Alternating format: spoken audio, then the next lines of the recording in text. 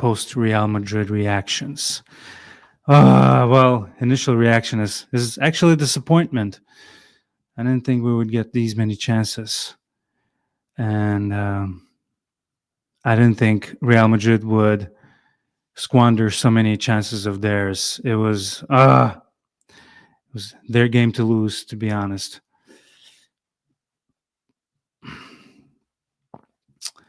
And a goal came from a... How do you even describe that moment? Marco says we're lucky to be only one down. Very true. We deserve the point. SJ Massimoletti. All right, Frederic is here. Frederic, are you disappointed that I am? Damiano. I'm just I don't care anymore at this point. In all honesty. Oh, don't say that, Fred. No, I'm serious. Like, this was a Real Madrid team that could have been beaten easily. I think if a side like Atalanta would play Madrid today in all full force, they would have won. Yeah. It's as simple as that. We lack quality in every department, and it shows.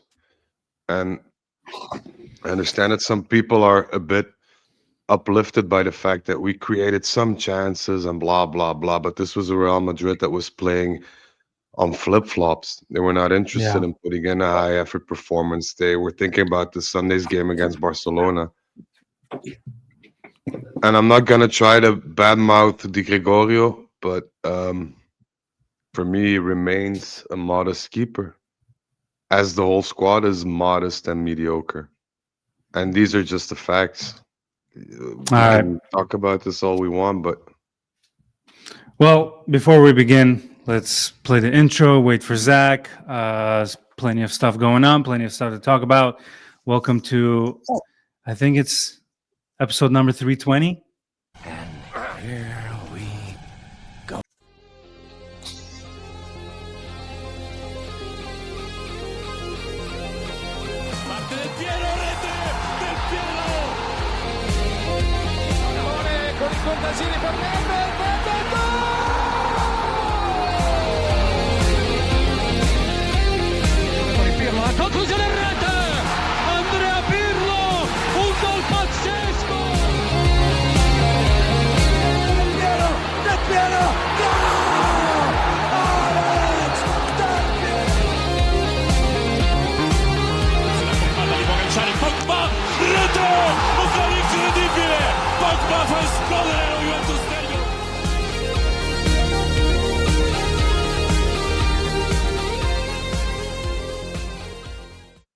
And of course, Buongiorno.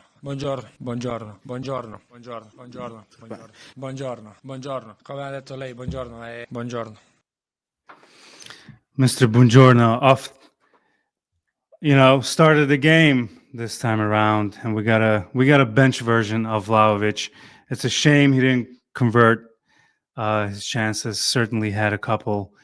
We'll get into that. Damiano, Frederic, welcome, boys. This was a rough one. We got a lot to talk about. Should we start with the starting 11? A couple of notes there. You guys don't have the starting 11 in front of you, do you? Let's see what Zach says. Zach, what's up, buddy? You don't have the starting 11, do you? Starting 11? Yeah, what about it? I have a couple notes on it. However, I don't have the actual starting 11. We started with Digre, Gatti, Digre, Gatti, Rugani, Kelly, Cambiasso, Thuram, Koopmeiners, Kaulu, Yildiz, McKennie, and Dusan. Mm-hmm. Like Zach said, we got the off the bench version of Vlahović, didn't we? Just minus to start the the goal. game, yeah. Minus the goal. I feel like that was a good move. Obviously it didn't convert, but it was good to see a strong starter out there, someone who's seen the Champions League lights, and like I said, minus the goal, he did pretty well. That run, that we'll get into it, but that run, the foot race was pretty impressive. That should have been a goal, amongst other ways. I'll let the boys talk, but it's just disappointment. My first thoughts were truly disappointment because this was a game that we could have won. There was a lot of positives to look at, but Frederic said that they were looking forward to the game against Barcelona mostly. That's why we didn't get the dangerous version of Real Madrid. Also, João Mario absent one more time. Kaulu probably will be mentioned the most on this podcast. Very frustrating performance. Maybe I'm wrong here, but it's half of the mistakes that he made should not have been there. No Locatelli. I'm sure Frederic will connect the dots in between Locatelli's absence and what's going on behind the scenes at Juve. Why don't we start with that, Frederic? Locatelli's absence, your feelings about Locatelli aside, you really think that was some ulterior motive behind that? There was an argument between Locatelli and Tudor post-Como.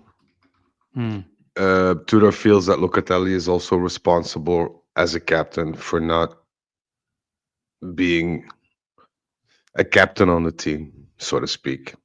Tudor feels that Locatelli needs to step up in terms of performances, but also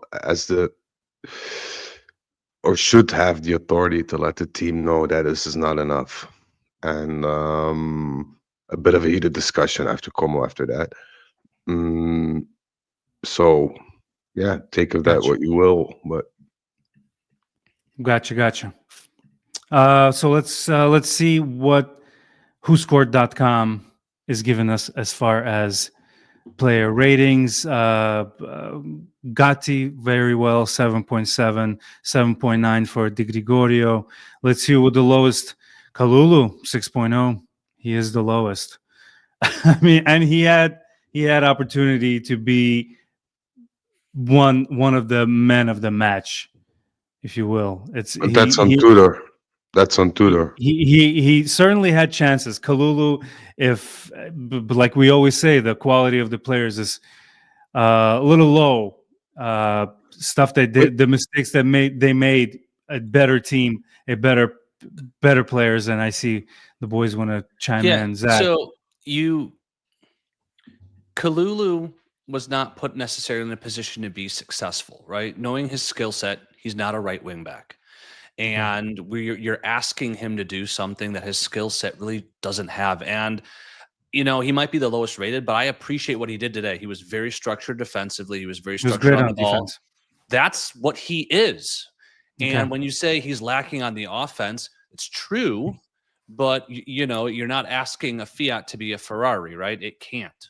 So when we're getting later into the game, and we're seeing these opportunities and these runs happen on the right, then it's up to Tudor, like Frederic said, to make a change, put in João Mario, someone who's very good going forward and someone who can work the ball inside and outside and is faster. That just was something that we were clamoring for early in the second half, right, guys? And the fact that the change didn't happen is not Kalulu's fault, and the fact that Kalulu's skill set just isn't fit for that more offensive role is also not his fault. He is who he is, and it's up to the coach to put the team in a position to be successful. If we were to put Chico in goal and he get in 5-6 goals, then it wouldn't be fair to blame Chico. It's identically the same thing. I know it's a bit bending corners a bit, but it's the same thing. And the thing that bothers me most is you've tried it like 10 times already, and everybody can see that this is not Kalulu's position, that all of his fortes are gone missing in that position, because Kalulu is somebody, if you put him, in my opinion, in a man-to-man situation, he's very difficult to beat, knows how to play the ball into the midfield, and that's about it. If you keep asking him to do the whole wing for, 70 minutes of the game, I mean... Okay. Yeah. I agree. And a lot of people in the chat here. By the way, you can catch the recording of this on Spotify later. I agree. Okay, he's out of position, but there were you have to agree with me. There were moments where he did not need to be prime Dani Alves to do some of the things that he did. I have- well, Not to be too harsh on him, but there Look, were moments where it was like, come on, man, it's a pass 5 yards away from you, and you somehow give it away. you say we're going to talk a lot about Kaulu. I don't think Kaulu. I think we talked everything that there is about Kaulu. He's not very good going forward, and he wasn't very good going forward. I mean, that's what you could expect. Okay. I think we have to talk about people whose job is to do something that they're supposedly good at, and they failed. All right, who are the people that's supposed to do the job and they fail? So we have to talk about well, you get 2.5 missed chances. The 2 missed chances, Openda, like Locatelli to Openda to David to Openda. That is money right there. Like wide open goal, takes the unnecessary touch, gets blocked. I wanted to cry. Dusan Vlahović, credit to him, bodies Militao to keep priority position, then can't bury the finish. And then the half one I consider, because it wasn't actually a shot, was the Yildiz cross to the back post where Dusan didn't finish his run, which is inexcusable, but I call it half because it's not like he shot and it was saved or something. He just didn't do it. Like, these are people that have the perfect opportunity to do exactly what they're supposed to do, and they didn't. You know, you can harp on Kaulu all you want. I think based on what he's been asked to do, he did decently. And so I don't really want to accept a ton of Kaulu criticism. I want to focus on those chances and those opportunities that were left begging.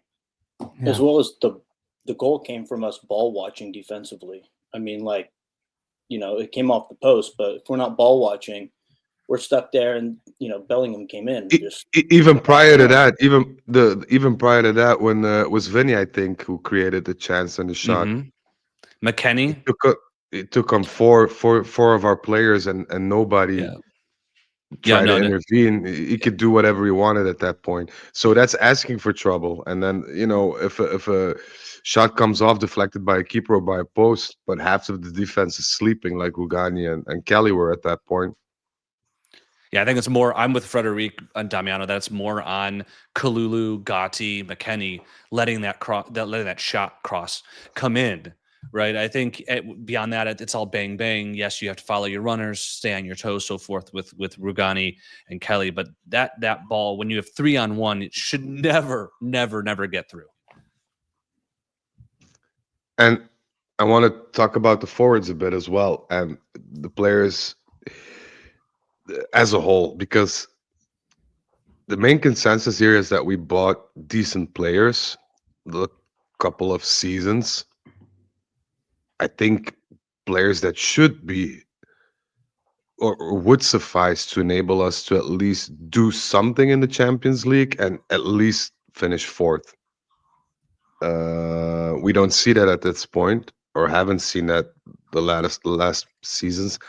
And I think a lot has to do with confidence as well, because it's unbelievable that a guy like Openda, who scores goals even when getting out of bed, a Jonathan David, because you could check the numbers speak for themselves. Even Dusan at the Fiorentina time, Koopmeiners, Douglas Luiz. Every time we buy such a player with potential high value and where the numbers speak for themselves, it looks as if we bought their cousins who can play football. I mean, there is a line to be followed here. There is a thread that goes on missing, and I think it has to do with confidence, because the Openda, and I've watched Openda play numerous games, and Openda mentally unblocked would have put away that chance.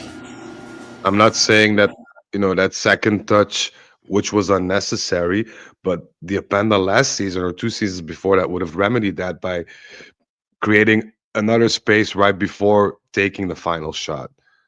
But you can tell by the players that even though quality is an issue, the quality that they have doesn't come out on the pitch. And I think it has to do with A, confidence, and B, a lack of decent training. Because the way I see it, after 20 minutes, so a lot of players that were already tanked after 20 minutes in a Champions League game. And for me, that's inexcusable. You guys want Can I take a step back? Yes, please. Like a big step back, because I joined after you were kind of already opened everything up, Farhad. But we lost, so none of us are happy. But like, am I the only one here that thinks this was a good performance? Maybe the second best performance since Parma? And that's why I'm upset. That's what before you joined, I told the people in the chat, there was a couple of them. I said, I'm not upset because we played bad. I'm upset because we could have won this game and just quality showed. That's why I'm upset. But I think from a narrative standpoint, I'm listening to what Frederic is saying. Let's talk. I want to kind of take a different tact. Yeah, we can rehash some of our old talking points. That yes, they were tired and stuff, but there was actually a lot that went into our performance. And I don't care about Real looking ahead to Barcelona; it's irrelevant to me. Let's talk about what we did well, because if there's any hope for this team, taking a different tact from what Frederic was talking about, we have to look for that in the patterns of play. And I actually saw for the first time in forever some good things on the pitch that we haven't seen in a while. And so if you don't mind, I'd like to talk about a couple, get your guys' thoughts on a couple things. I mean, we definitely came out better than we did against Como. We came out showing some fight, which is huge. Sorry to cut you off, Zach. No, go ahead. Oh, that's what I was just going to throw in there. That we came out looking better than we came out with the vengeance a little bit. We came out with the head of steam instead of Como. We didn't even come out at all. One of the things, Frederic, that you said that you and Kevin were talking about, and I totally agreed with in the Como post game, was the lack of cohesion in our team play. And on both sides of the ball, I saw a much better disciplined organization. On the defensive side, we saw actually a structured, tight 5-4-1 instead of sort of just amoeba defense, which so often we've seen this year under Tudor. And on the offensive side, we actually saw some really well executed combination play to fashion some counterattacks and some movement up the pitch. Again, something that we haven't seen since Parma. I think when you put the attitude that Damiano is talking about with a little bit more of the cohesion that we've been so lacking against this Real Madrid side, whether they were their best version or not, like that is promising. Something that, again, we haven't seen in 7 games.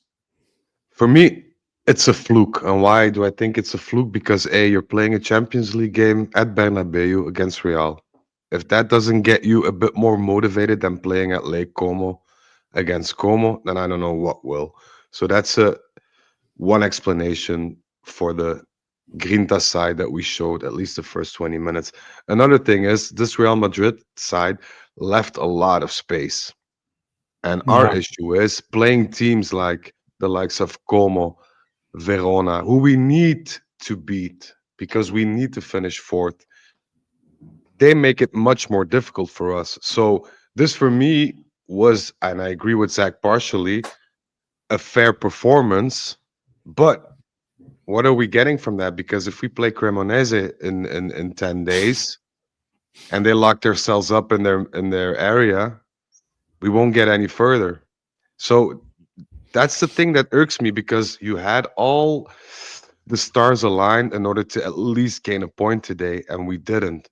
So I can understand you taking a positive take on that, but for me, it's quite the opposite, because for us, it was the game of the year up until now. And, a draw would have made things so much better for us for the future of Champions League, or at least eventually passing the round of or getting into the first 25. So I don't know. I've seen too many moments for me where a coach or a player should intervene at that point, and they didn't. Whether be it the strikers, whether be it a Tudor who's not stubborn enough and puts João Mario there. So there were a lot of things that were missing for me, and I can't accept the fact that we haven't won since what is it, September 16 or something? In a long time. So I can follow you in a sense that I see some positives, but for me the negatives outweigh them a lot more, and pressure's only going to be even worse after this game. especially on Twitter, and the players mentally again. And I mean, Yeah, I let's not forget. Everyone's happy. We played well. It's like, hey, we didn't embarrass ourselves, so that's a positive. But it's a loss. It's a second loss in a row. There were 5 draws and 2 losses in a row. I'm looking at standings right now. We are 25th, right above the line of the playoffs. And Real We haven't Madrid scored is a in goal though in like 3 games. Yeah. fifth That's place. Yeah. it's pretty. Let's Not a take good a look sign. at a couple of comments. We're so happy you guys are joining us. This is again a record beater. So I shall play the sound of the kids being excited because we have so many viewers. Oh, nope. There we go. Kids are happy. So let's move on to a couple of kids are excited. There's a couple of comments that I would love to read. Seasiders TV. Only thing that annoyed me tonight was the performance of the referee. Also think Vlahović has to be the starting striker. I'm sorry, referee gave us a bunch of passes. Referee was good. It could have been awful one more time. One of those Real Madrid games that gets ruined by the ref. But what did you guys think of the tackle that Conceição did on Vini Jr.? I'm actually 300% ball, Farhad. Yeah, no, I agree. It was a great tackle. 500%, even 500. Maybe Great. more. He took the leg first, in my opinion. I mean, if it was the other way around, we would have been screaming bloody murder right now. Let's be honest here. He took the ball eventually, but he took the leg out first. So I think we were given a bit of a pass. It didn't really look like it looked. I mean, he was pulling him the first part of a little bit, but there was mutual struggle. Referee's kind of far. The players were way ahead of him. I don't know. I'm just happy it wasn't a foul because that's a red. No, but it was probably a foul, and the ref did not want to give it. He did not want to give it.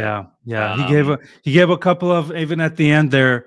The fans were super unhappy about another moment. I don't remember, but I'd say he was considering he was at the Bernabeu. Referee did well. Yeah, I don't think he had any impact on the game. Yeah, it was pretty good. Morning, lads from Australia. Missed the second half. Had to drive to work. It's crazy reading the comments and seeing how time difference is. I mean, it's the middle of the day here. Australians are driving to work, and Europeans are going to bed soon. Can I shout out the Juventus supporters Belgium club? They're also watching. So let's go. Hold on, they're somewhere here. Yeah, they're just on the street from you, Frederic. Yeah, they're practically my neighbors, but they decided to join the stream anyway. So nice. Guys.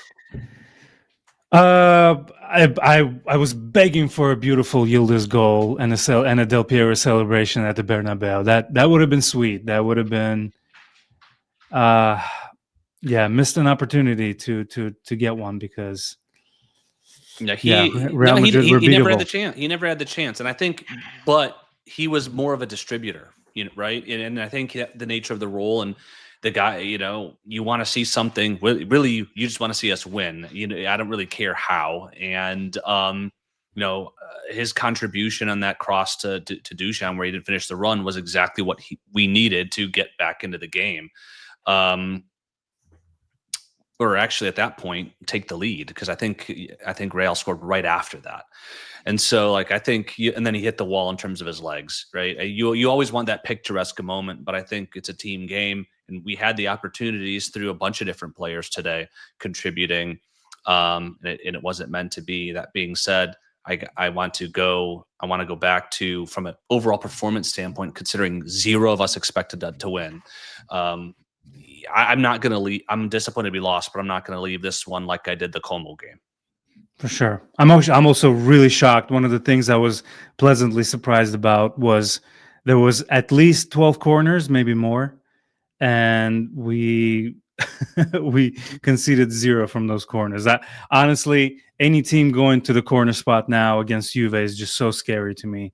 And I don't think they did their their homework. Real Madrid. Also, one thing to mention: we mentioned defensive cohesiveness. Juventus did really well when it came to not kind of. It's fun. It's funny how we kept the ball when it came to defense. We did the back and forth thing, the tiki taka, but we just couldn't get past the halfway line. Like, we did everything correctly. The defense plays so well together with the short passes to eliminate the threat of a press, and then in the middle of the park, I'm raising you lose the my ball. hand. I'm raising Go my ahead. hand, Farhad. Go ahead, Zach. Who on our team could Yes. spray a Oh, pop long quiz. ball that could bypass the press and release forwards? Does it rhyme with Shmakashmeli? Yeah.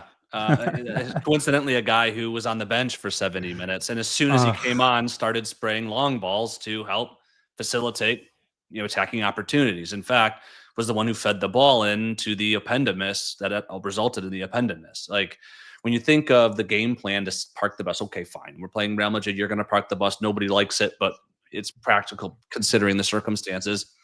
You need a fast forward and players who can release them. And you start no Locatelli and Dusan, who's our slowest forward. I mean, when you talk, Frederic kind of alluded to it, the Tudor effect. I mean, what's the Tudor effect in this game? We came out with the right energy, but was the starting 11 right? And what's with waiting to, what do my notes say, the 74th minute to make me 74th is inexcusable. substitutions when you're losing in the 58th? What about Yildiz being replaced, unless it's an injury, which I don't think anything was there. No, I think he was just tired. Mhm. He seemed tired the last couple of games, and I've had it a bit with, we put all this weight on Kenan's shoulders. Granted, he's the strongest player on our team, the one with the most perspective, but he's being surrounded by football idiots. I'm sorry, we just don't have any smart players. If you look at, and there's always this comparison, yes, but Del Piero this and Del Piero that. When Del Piero came on the scene, he was surrounded by a lot of decent, high-profile players that, including the coach, not only in the dressing room but also on the pitch, helped him grow. This is a whole other perspective. You put a guy 19 years old in, and you expect him to do everything, as we did in the Como game. Pass the ball to Kenan and let's put out a Hail Mary. That's not the way it works. Kenan Yildiz is a striker, or in my opinion, a shadow striker, that will be one of the best who ever played the game if he's surrounded by competent and capable people, and he doesn't have to waste his energy on running back and forth the sideline in order to receive a pass. Yeah. So let's talk about Josh Benton's comment here in the chat. Do you guys think this recent run of form will hurt the chances of Yildiz extends? I know he loves the club, but if he thinks Juve isn't headed in the right direction, he may consider growing somewhere else. We did discuss the last couple episodes. Every time he has a great performance, that's exactly what we think.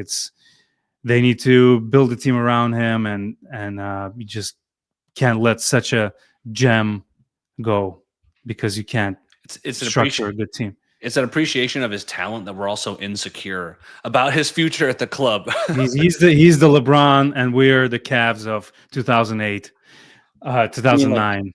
As Freddie was saying, that we compare him to Del Piero, but Del Piero had, studs all around him. He had Trezeguet, Nedved. I mean, who does Kenan have? You know what I mean? Like, if he doesn't do it himself, we have Conceição and Dusan. But I mean, there's no comparison. You know what I mean? So we do put a lot of weight on his shoulders. Definitely. Let's talk about my boy Kaulu. Let's say João Mario comes out there. We're still, I'm going by Frederic's words. João Mario has fallen out of favor with Tudor because of his defensive. So I guess if we had to choose, I choose a better defense with Kalulu than better going forward with João Mario, right? No, I wouldn't. I wouldn't. Not against Real Madrid. I'm sorry. If you choose for Kalulu against Como, where you don't need your right wing or left wing back to move forward this much, then I'd say, put Kalulu there. But now, with the lack of technicality we have at the moment and the lack of danger that we can provide, I think the best defensive is the offense. And you could say, yeah, but you have Mbappe there, you have this there, you have that there. All right, I agree with you. But if we start, and I said this in the chat as well to Zach, I said, wait 10 minutes until we concede. It was written, you're going to get a goal in at least against Real Madrid if you don't have a star-studded defense. So why not be a bit more proactive and positive and try to put somebody there with attacking qualities? And you have the player now, develop him. Let him play those games against the Real Madrid where he possibly suffers but maybe learns. Why put Kalulu there after you've tried this a dozen times already and you know that's not working? I just can't follow Tudor's thoughts right now. I think he's all over the place. Even if you start with Kalulu, which maybe is not ideal, but from a defensive standpoint was really solid. When you go down 1-0 in the 58th minute, and you see that Kalulu's legs are gone, put someone else who can run into those same spaces and have attack. If it ends up being conceding another goal due to the defensive liability of João Mario, and I understand that goal difference could very well make a difference at the end of the table in the Champions League, but you're already losing. I mean, is the signal keeping Kalulu on that you're fine losing as long as it's only 1-0?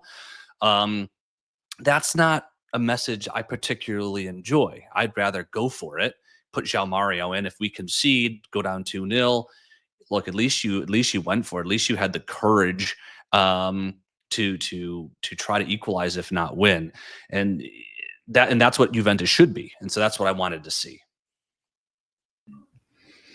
I'm struggling to find the sound drop, but he's got the biggest testicles of the game. Who's our man of the match, boys?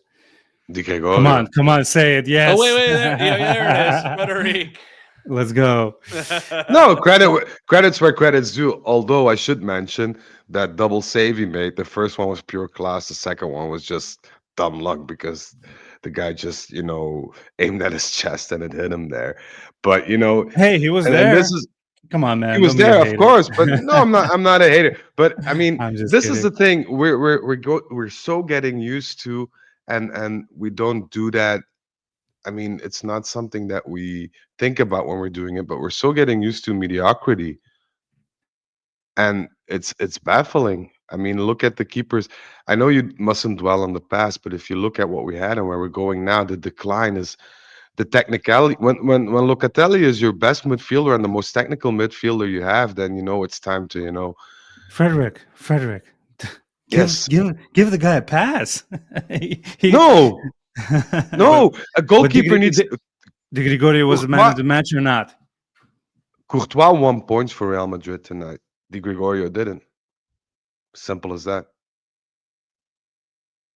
My opinion. Wait. So, Frederic, is he your man of the match or not? Our man of the match. He is. No. Don't get me wrong. He is. But at the end of the day, I feel like if you're a keeper, you mustn't be considered by just your performance in one game. And this goes for all football players. But for me, Di Gregorio has never been a keeper that gained us some points. Even still today, when he did a good job, it's not like we can say like he intervened 6 or 7 times, because that wasn't the case either. Well, hold on, Frederic. Could Di Gregorio reasonably have done something on the goal? Yeah, I think so. I think so? Then that's what it comes down to. Because if the answer is no, then he did save 2 clear-cut chances, one in the first half in the 40th minute and one in the second with the double save. He did. If you believe that he should have done better on the goal, then I agree with you. If you say no, then he did everything he could to put us in a position to that's my point. That's my point, because and I'm not sure if you guys can watch the replay, but I looked at the replay like 3 or 4 times. When you see the shot from Vinny come in, he doesn't stretch his arm fully. Like it's bent a bit, so to speak. I don't know how to put it, but it's just an indication that his reaction was a bit slow or slower. I mean, it's not slow as in he's a bad keeper, but it was just slower than a world-class keeper. Let's put it at that. And the arm was not stretched fully. So I think if he would have reacted sooner as a world-class keeper and stretched his arm out fully, he could have saved the shot. That's not to say that he wouldn't put it in somebody else's feet and they would have scored. I mean, there's no way of telling that. But I mean, for us, Well, he was kind of either way. I have a very big testicles. Frederic, he's my man of the match, but he sucks. But he's my man of the match. That's sort of that's sort of the sum of it. Was there an outfielder that, you know, let's take Di Gregorio out of the equation? I'm gonna credit Gatti. I think That was good today.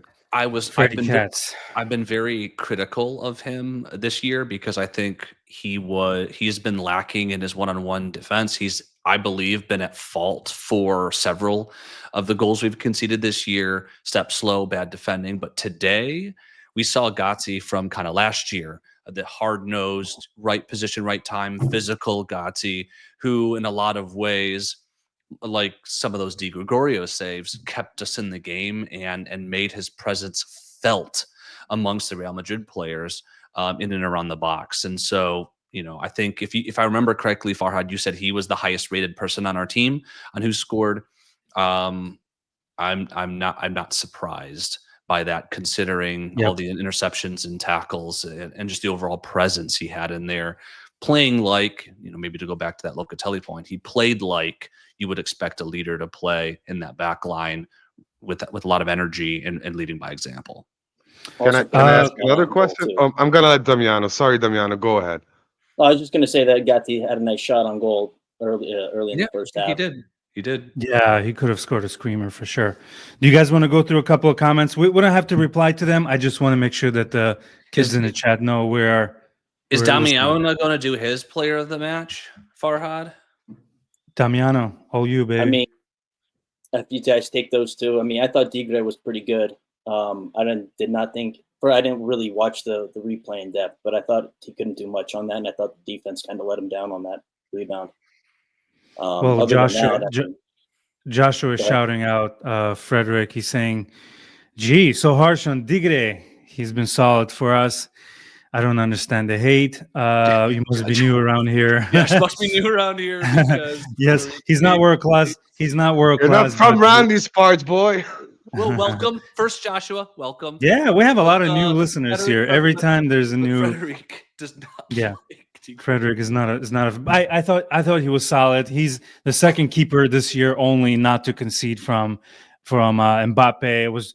Really, if there is a positive, that changes everything. Then there was a positive from this game, and the fact that, I mean, you guys saw the pregame WhatsApp chat that we have with Turin Giants here. I mean, I was like, hey, maybe we may score 1 or 2, but we're going to concede at least 3 or 4.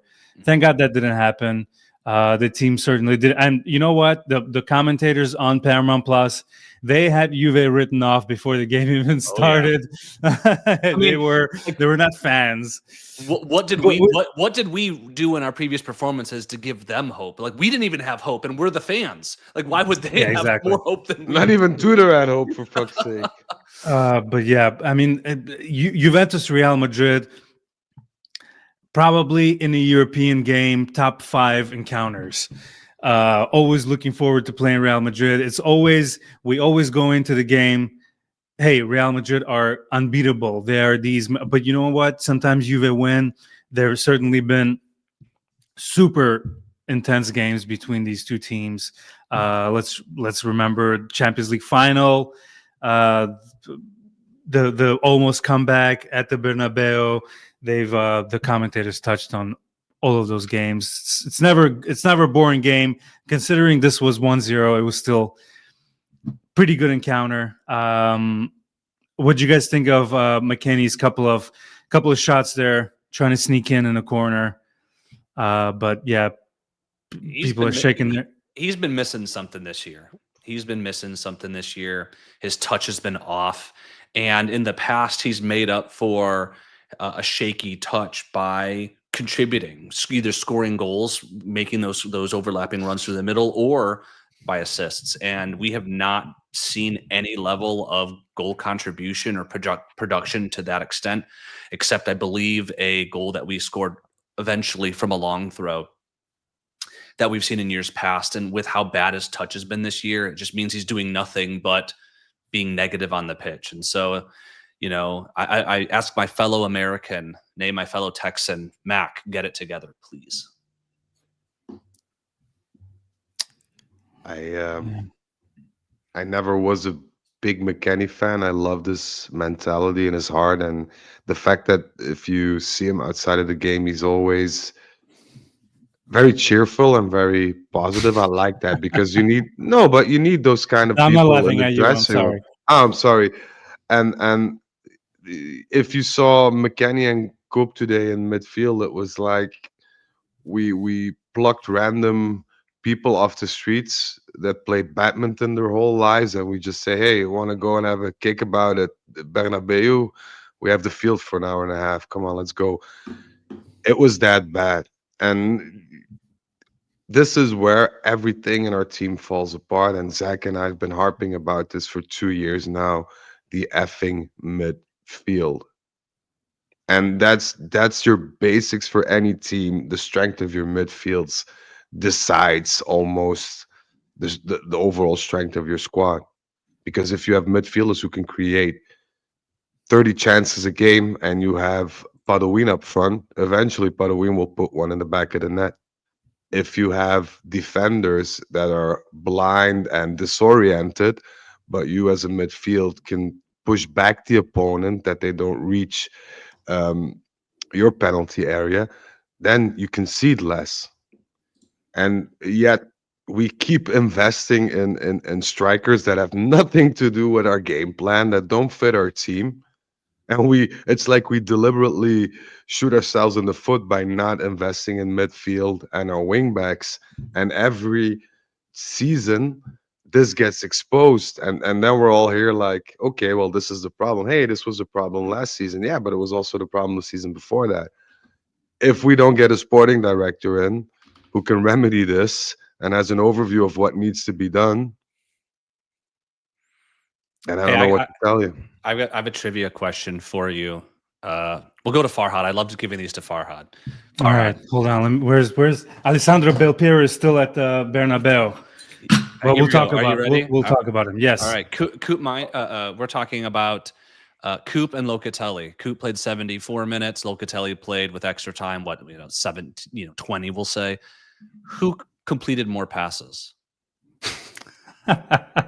Does it rhyme with Schmoshmatelli? No, they were even. So it was a trick question. Trick question. But I mean, that kind of sums it up. I mean, the comment was hilarious because. Well, let's read the comment because I don't think the podcast listeners saw it. Oh, yeah. So I'll read it. McKennie yes. marked Koop and Koop marked McKennie. Total chaos. They were 2 meters close to each other the entire game. That's from Arakari. And it's true. And McKennie only completed 3 more passes than Locatelli. And McKennie, he played the whole game, didn't he?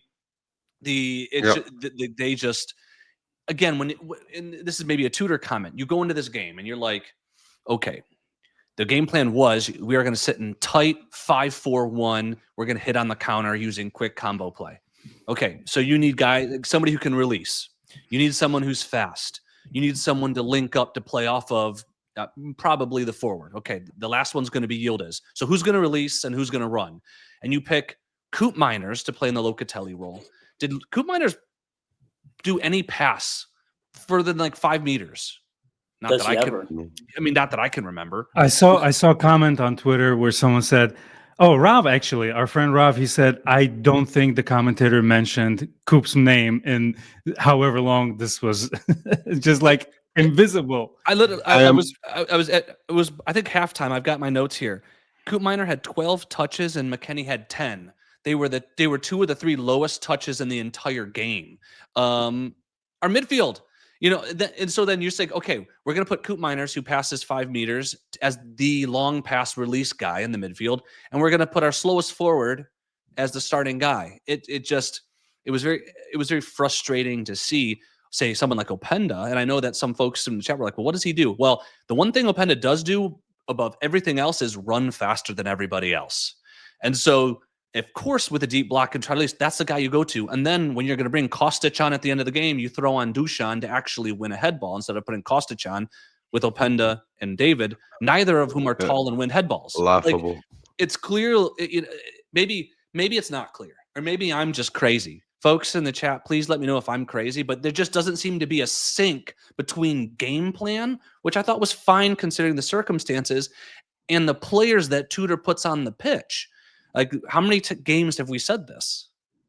All of them?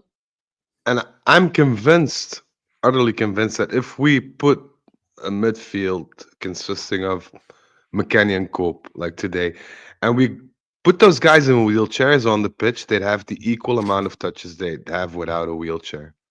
I'm honestly convinced, because you never see them marking back down, creating space, playing a ball into space. You never see that. You never, ever, ever see that. And what I don't understand...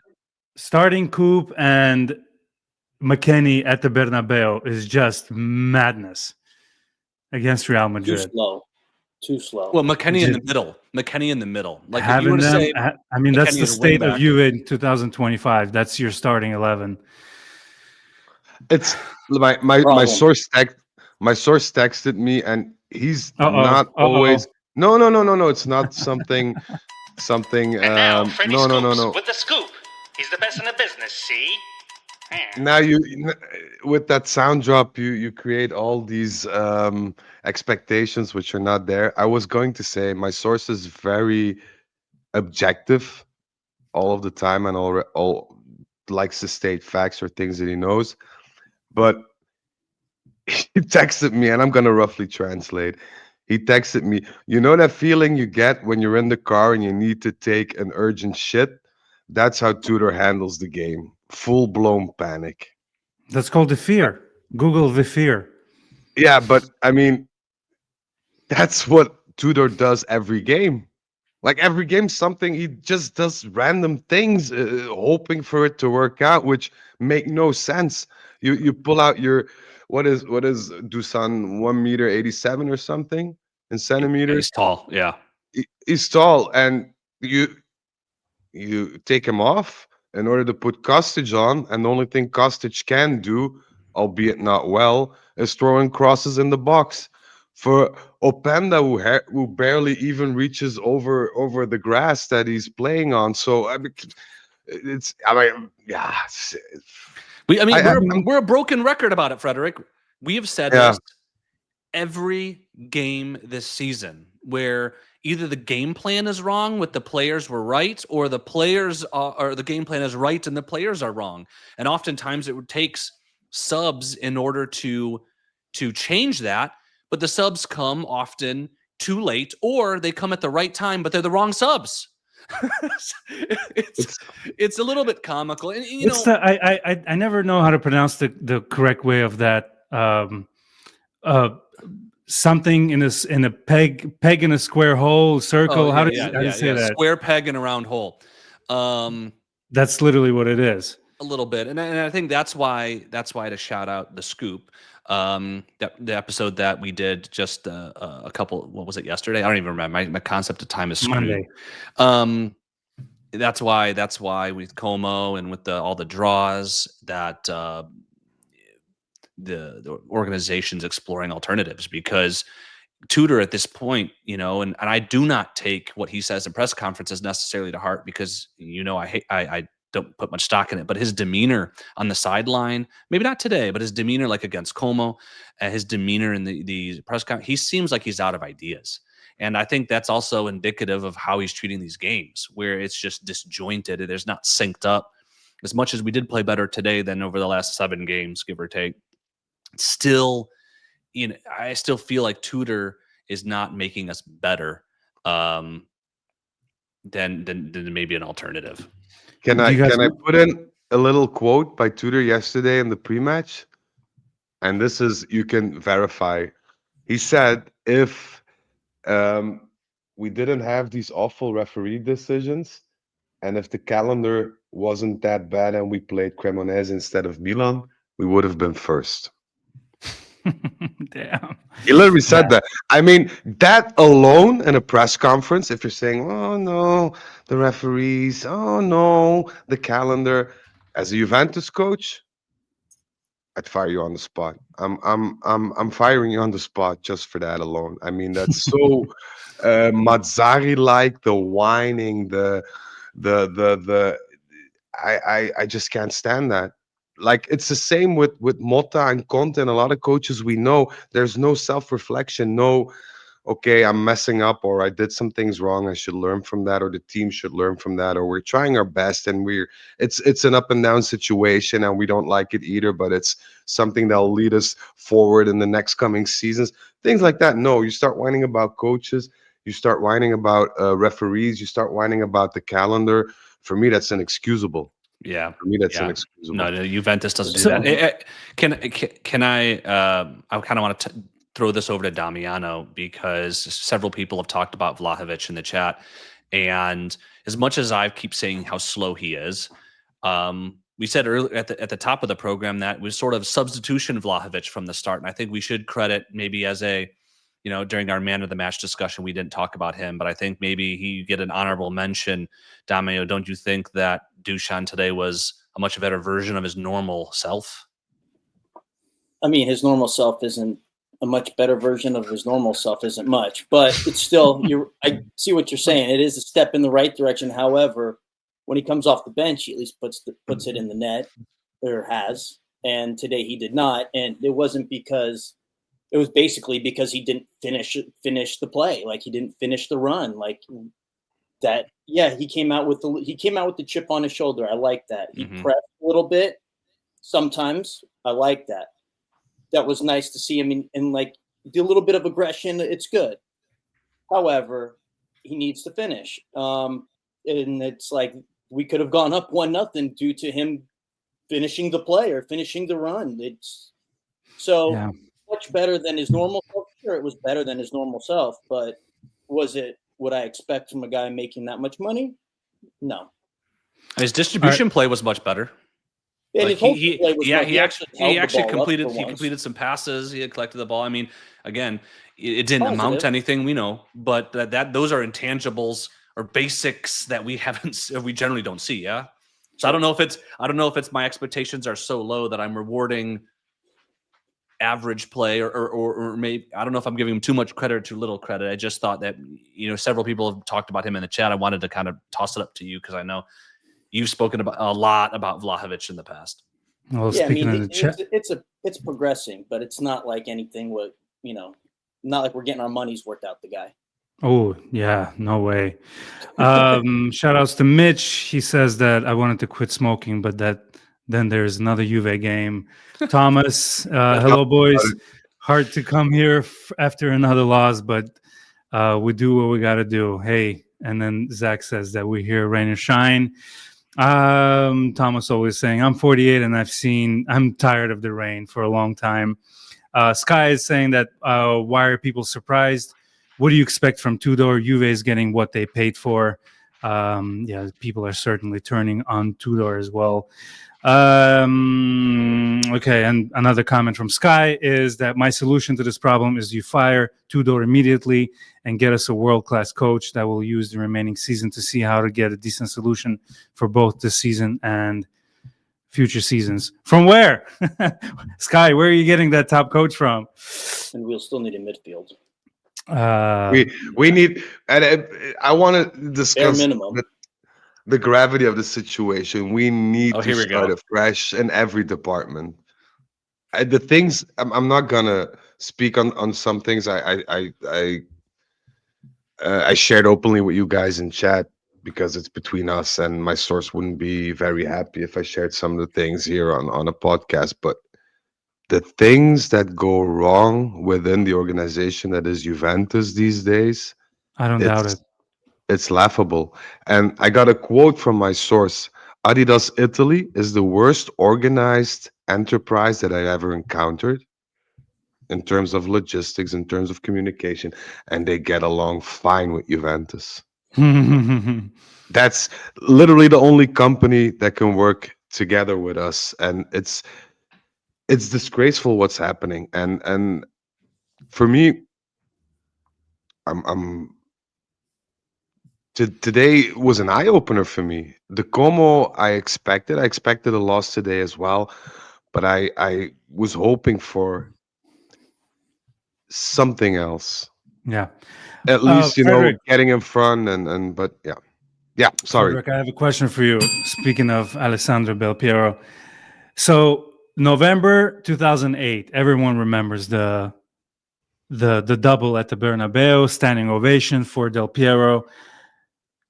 If we had Del Piero of 2008 on our team today, are we winning this game? In other No. words, were we?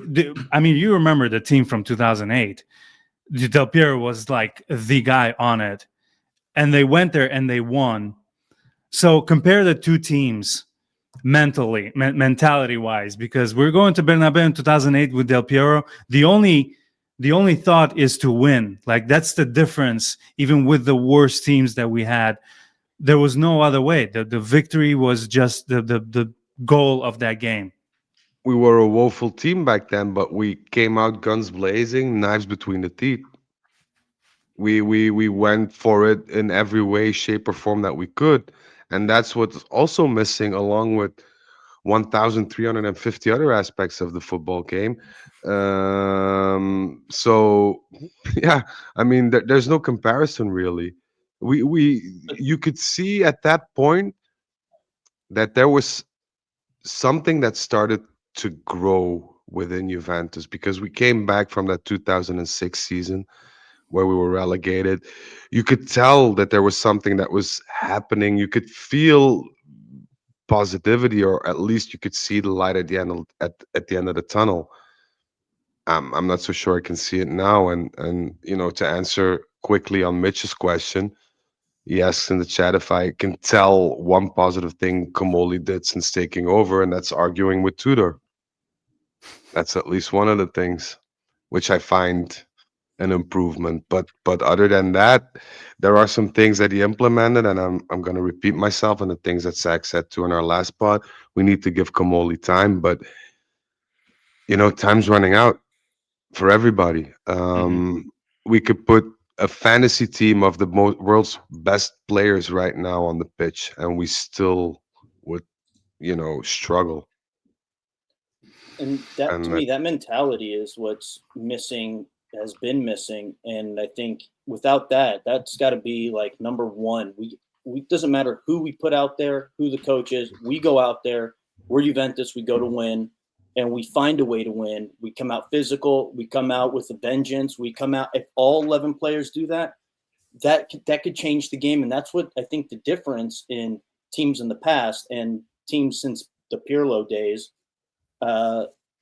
That's, I think, a common denominator. We keep changing coaches, we could change players, but we still don't have that mentality that we used to have of we're Juventus and we're going to come in, and we're going to beat you down, and we're going to beat you, in the score too. We're going to come and win. I'm laughing at the comment from Colo99, our friend Dan Colosimo. I can't believe Koopmeiners played 70 minutes at the Bernabeu in 2020. Well played. That's a bit of a stretch. He was there. He was on the pitch. He was on the pitch. I can't believe Kostic entered Bernabeu. I mean, Kostic, and actually put a nice shot on at the end. Kostic had a chance to win, well, to tie, but oh man, yeah. Today's just a bag of mixed emotions, man. Like first few minutes, I thought, I was being to quote Freddie, a negative Nancy. But the team did well, and it's like one of those games that it's so painful to lose, because we certainly had chances. Just to kind of put a cap, we will read a couple of comments from you guys, but I think we touched on everything we wanted to about this game. If any of you guys want to bring up if there's anything from Tudor as far as his post-game interviews, please do. The boys in the hood, my boys I'm talking to, so we can read what Tudor said. But from what I'm reading in the comments, people are just very down on Tudor, and some people are saying, "What do you want him to do? He will not be there on the field playing for the guys." Well, I think it was Thomas asked further up, like, how much impact can a coach have, right? I mean, it's like a coach, and I kind of want to delve into this because this is just deep into kind of my personal connection now to football at this stage of my life, working to get my coaching badges and so forth. A coach isn't going to take Pisa and win Serie A, but a coach's job is to get the best out of the players. In essence, make the whole greater than the sum of its parts. Okay. Part of that is a vision, a strategy, the tactics, the man management, and so forth. And other than the first game this year and the grinta that helped kind of bring us back against Inter and Dortmund, I don't see our team playing better than the sum of its parts. It was largely the same team that last year was playing, obviously had 16 draws in the league, but I think was actually playing better at this stage of the season than the team this year. And that strikes me as that Tudor doesn't know how to get the best out of these players and or is not articulating the message. So as much as I don't expect a coach to come in here and make us Champions League favorites, a different coach could very well make the sum of these parts greater than what we're seeing on the pitch today. And I think that's what the frustration is. A better coach or a different coach could come in and make better subs at the right time, could bring in a more cohesive message and put in the right players to fit that message from the start of the game. Again, something we haven't seen. And so while it's not all up on Tudor and the players need to be responsible, like Tudor did not miss that chance that Openda had. Tudor did not fail to finish the run that Dusan had. 100% agreed. But at the same time, and they deserve the criticism for that. Tudor, I don't think, has done his part in making this team better. There's certainly a lot of interesting comments where we have to wrap up soon, but it's we've had the most live watchers so far on this channel, so we appreciate you guys. Yeah, I'm trying to pick out the best comment here, but people are down on Comoli as well. I'm seeing, the people just, that's what fans do. They're just upset at everyone and everything if things are not going well. We're not down enough, I think, as a whole. We're not down enough? It No, seems pretty down. No. In the sense that Juventus has a very widespread fan base. And I'm very sure that if 80% of our fans would live in Turin, we would see a lot more protest and a lot more presence of the fans, I feel. Because if you pull this at a club like Roma or whatever, then you're gonna have some backlash. The backlash now is all internet directed. So I strongly have the feeling that management has no clue as to what is playing. Sure, they read the papers or get media bites, but I don't think they sense what the fans are feeling right now. And that alone is very frustrating for me because say what you will about Andrea Agnelli, but he was in touch what we as supporters needed or felt, and he always he is a fan as well. That's why he's one of the biggest. I never know that he missed a game even before his presidency. So yeah. Masoud is bringing up an interesting point. We got to remember, Fred, not all Juve fans that are young remember a global power that was Juve. Us uncles and dads would continue to compare the old Juve to this, and he's basically saying we're expecting them to be something great. But like commentators mentioned, when was the last time? 2019, we were in a good position in the Champions League. So it's a lot of rebuild. It's going to get worse before it gets better, boys and girls. That point is something that sticks with me because I'm of a similar age to Frederic and Farhad, not like Mr. Youngster Damiano down there. But it's like I look at this team and it makes absolutely no sense to compare it to teams past. because the players are not of a similar quality or a similar stature, and the team is not in a similar place. Expecting that same level from where we are is just, it's impractical because it's impossible. So I look at this team, and I think you have to calibrate your expectations based on what we have out there. We all want to return to those days of success, and that's kind of what we hold on to, of the win every game mentality. But I try to, I don't know, maybe it's a defense mechanism, but you look at this team, you can't have the same expectations. You can't, because it's not, we are where we are. We have to be able to say realistically with this team, what is a reasonable expectation to shoot for or to expect? If we, and I'm not talking about Juventus past, but if you're one of the well-known teams in Europe and you spend in less than a decade 1 billion euros on players and you don't win anything, regardless of your history, then you're failing, you're flopping. And that's the biggest issue, because we had Juventus in the past, and I'm talking about 73 to 78. I'm talking about 93 up and about till 98 or 99, where we were either very good or very, very, very bad. But when we were very bad, we didn't have all this money, or when we had money, we did the right things with it. We sold Zidane, there was an uproar, but we got like 3 world-class players in return. We bought Buffon, Cannavaro, Nedved. Now we spend 70 million euros on Koopmeiners. We don't know what to do with them. We spent 45 million on a Panda. I'm not hating on a Panda here, but maybe.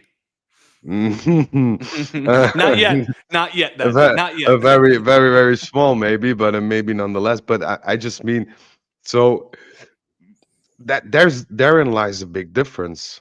Whether you had a period that was pretty bad in the past, you could see that something was afoot, and you could see that it was something that was momentarily happening.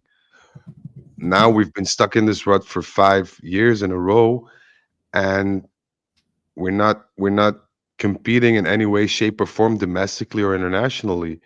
And we're spending money like crazy. I mean, it's not even the fact that we don't have money, we're even spending money we don't have. So I mean, I would welcome the fact that we got looked into for financial fair play, and we won a couple of prizes, but not even that's happening. We're getting harassed by the UEFA, and we didn't even win something. I mean, it's ridiculousness times 2. It's banter at this point at Turin.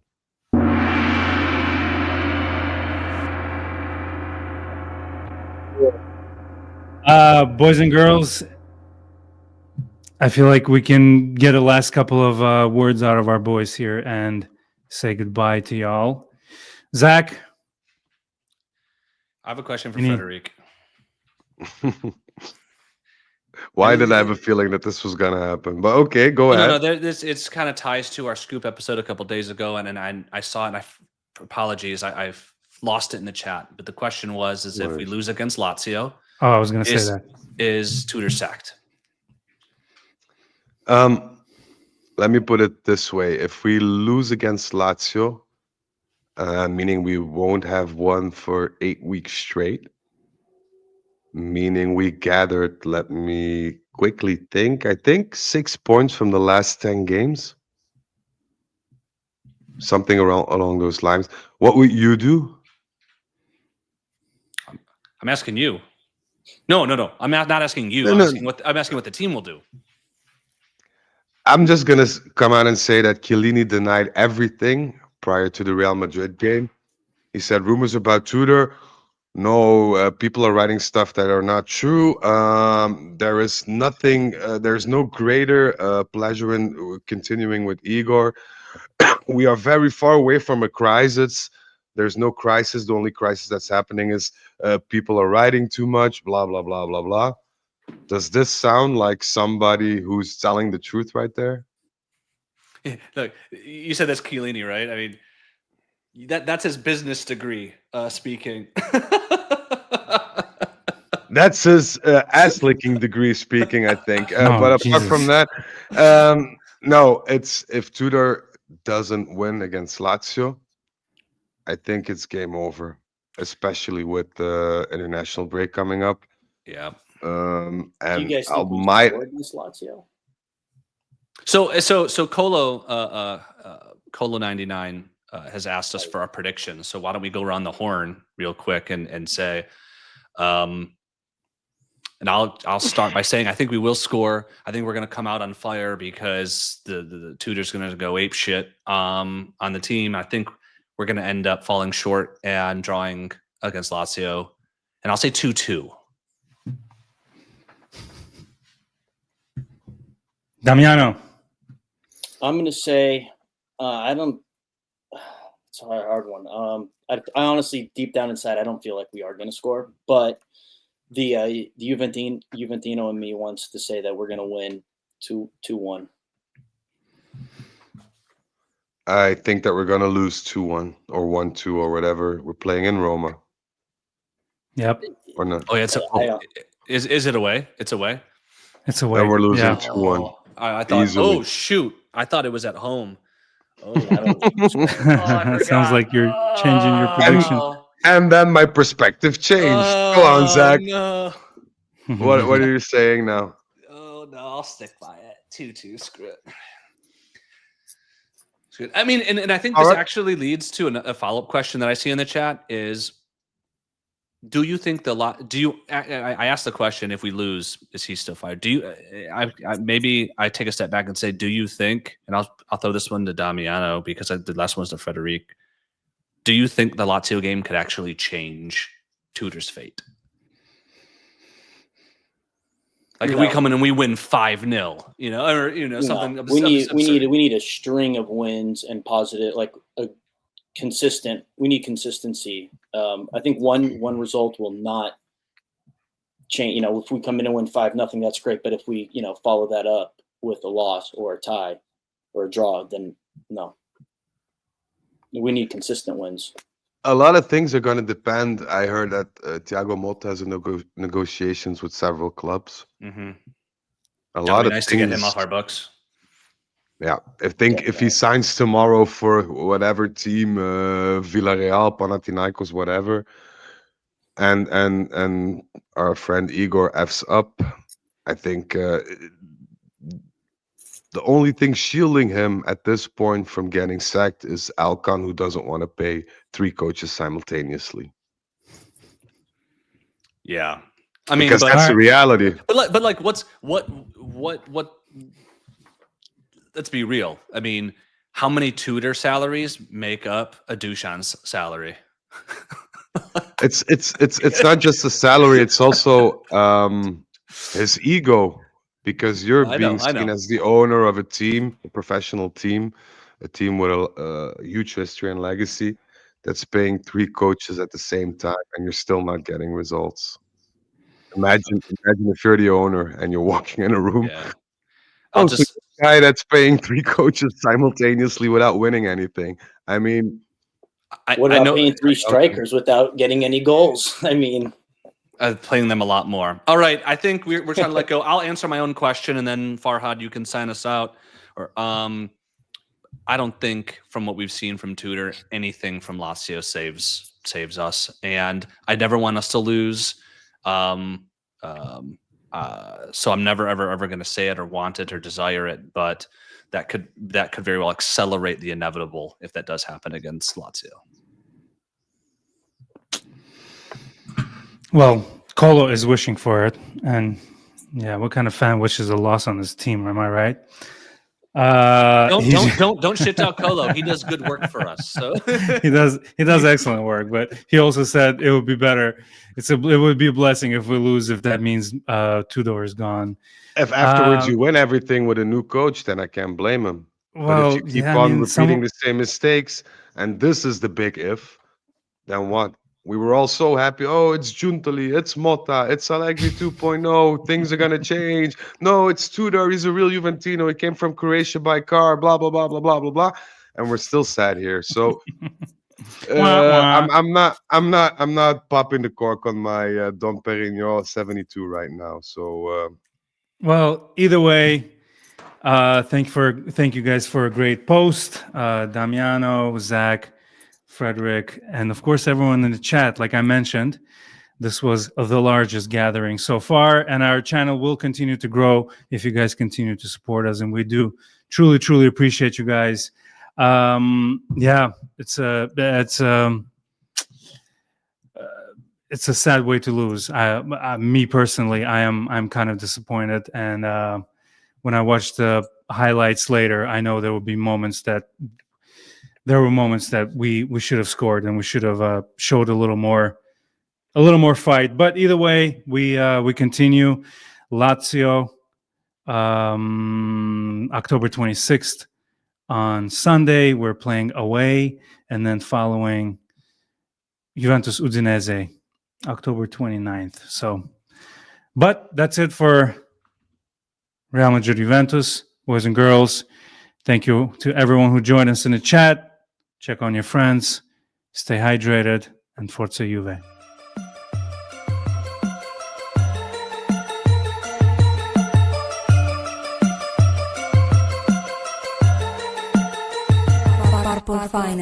Yeah, siamo finiti in B, gli unici a pagare per calciopoli. Yeah, e qui non ci piove, che nel cuore gli scudetti sono 29. Mollo tutto e tutti, solo per seguirti. Bianco nero, bianco nero, bianco nero, bianco nero. Un solo grido, dalla curva si alzerà. Bianco nero, bianco nero, bianco nero, bianco nero. Per 29 volte campioni d'Italia, per niente e nulla al mondo abbandonerò sta squadra. Tra tutte quante di fissa più stile, storia un amore senza una fine.